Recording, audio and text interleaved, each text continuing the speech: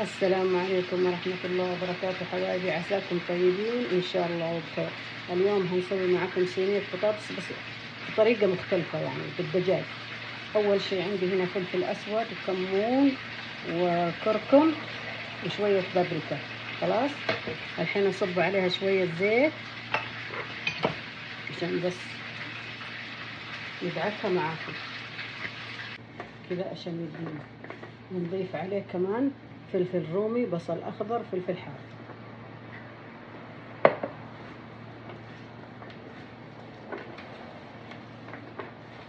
وهالحين نضيف الطماطم برضو نخلطها كده مع بعض عشان تتجانس مع بعضها.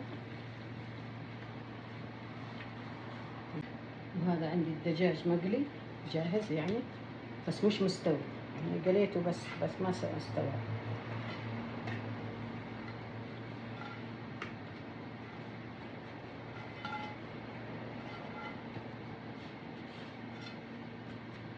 خلاص اغلفه بالقسطير واحطه بالفرن واوريكم لما اطلعه ان شاء الله.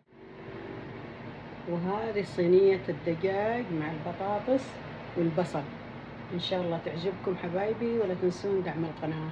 والسلام عليكم ورحمة الله وبركاته.